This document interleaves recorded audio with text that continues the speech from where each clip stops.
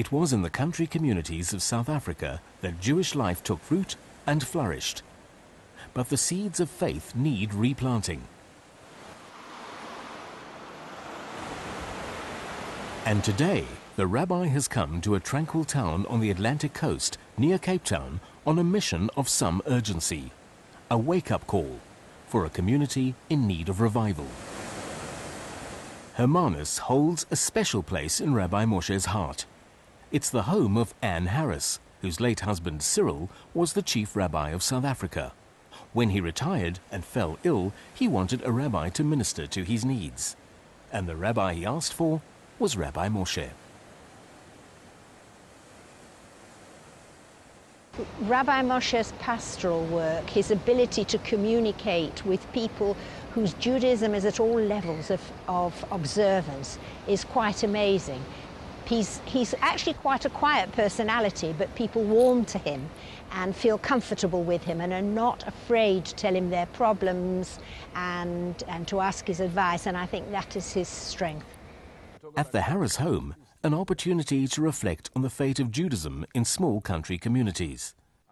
Mrs. Harris runs an interfaith discussion group, and she has invited Professor John de Gruchy, one of the world's top theologians, to share some thoughts. At least since 1994, there's been a growing awareness of somehow building together the new country in which we live. And that comes out, I would suspect, out of the fact that Jews and Christians and Muslims and other religious faiths, were involved together in trying to bring about change in the country. And I think that, more than anything else, has left its mark. The future really depends on the extent to which people within the Jewish community, as within any other, are involved in what the needs of the broader community are, not just the Jewish community, but the community as a whole. And although this is a good place to be, there are huge needs that require the kind of expertise that people can bring. The Jewish community no less than others. A sign of peace and welcome from the local Catholic Church to the Hermanus Shul just across the road. Inside, the Shul is a living museum of South African country Jewry, a place of refuge for furnishings and artifacts salvaged by Rabbi Moshe from Platteland shuls, many now defunct.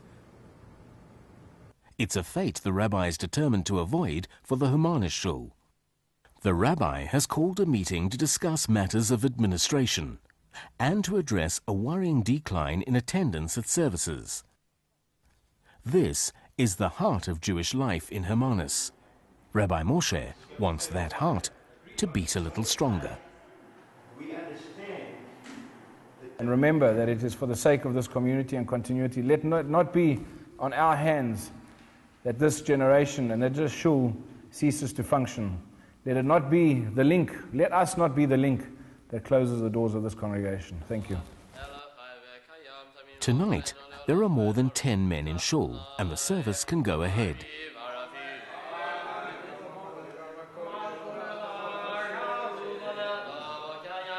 It's led by a devoted young student, Mike Kushner, who is driven here from Stellenbosch. He leads the congregation in the Kaddish, the ritual prayer in memory of the dead, a call and response that echoes through the ages, wherever Jews gather in the name of their faith. But even alone, a Jew can find the time and place for solace and reflection. On the Outeniqua Pass, the rabbi stops to ponder the road he has traveled and the road that lies ahead. Today, the journey will lead to George for a look at social projects involving community leader Myron Rabinowitz and members of other communities.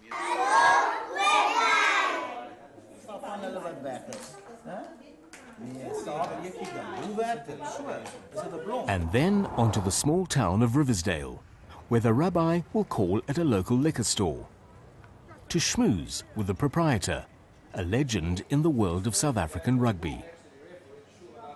Max Bays, international test referee, now retired.